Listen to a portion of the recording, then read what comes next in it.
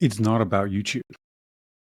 I'm being driven slightly crazy by, and this is my echo chamber, everyone talking about you need to be on YouTube. YouTube is coming. YouTube is eating TV. It's 24% of the broadcast market. All these things. They're not wrong, but it's not about YouTube. It's far too far a blinkered vision of the future and of today.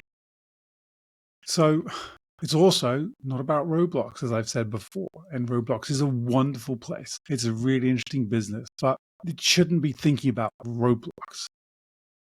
The only way, in my view, to cure some of the issues we have in sports, and again, we're doing so much better than we used to be as an industry. It's remarkable to see the changes in the last 20 years.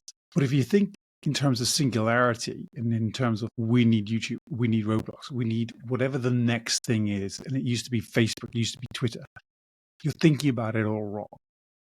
You need to be thinking about what is the ecosystem? What is the fundamental issue we're trying to solve? And how does technology and modern platforms enable us to solve it? How do we build relationships with our fans? How do we construct a two-way relationship with the fans?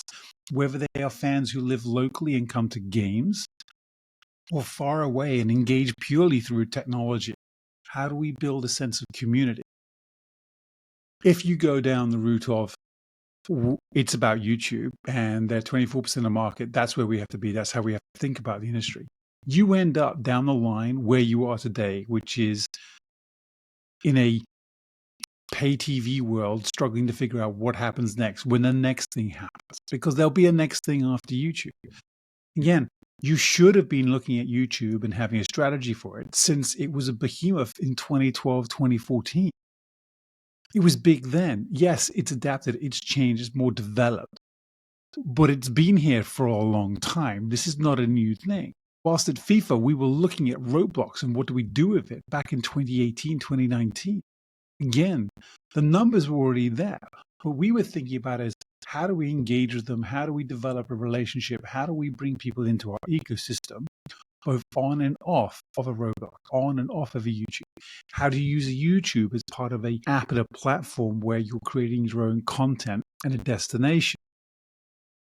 But linked to that was, how do we think about that from a ticketing perspective? How do we think about it from creator economy? How do we think about it from a gaming space? It wasn't just what's a YouTube strategy. It was how do we create a proper ecosystem where we know people come to us for a World Cup.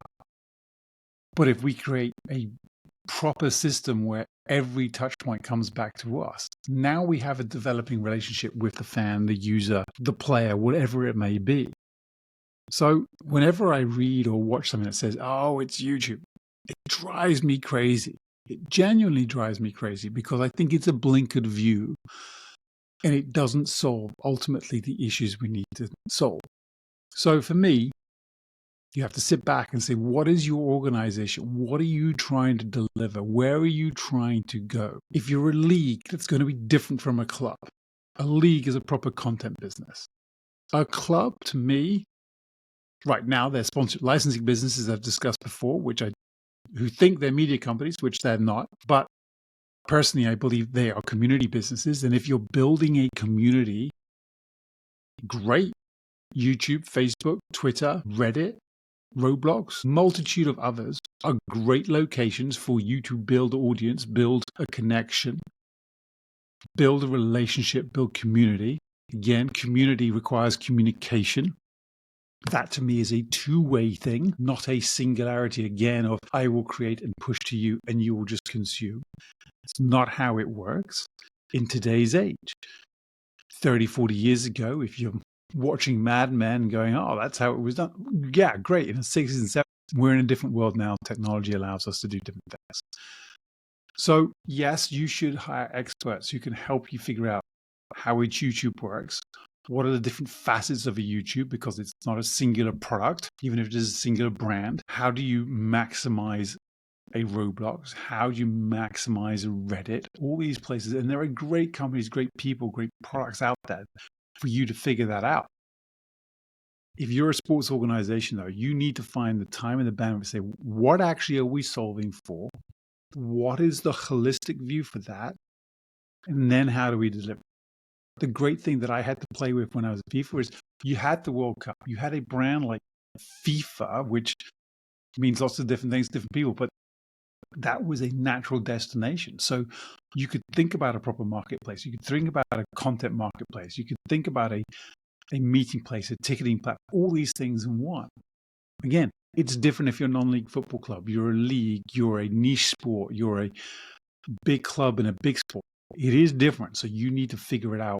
What is that ultimate play for you and your business? Build the ecosystem where everything interlinks. Then you're on the pathway to growth.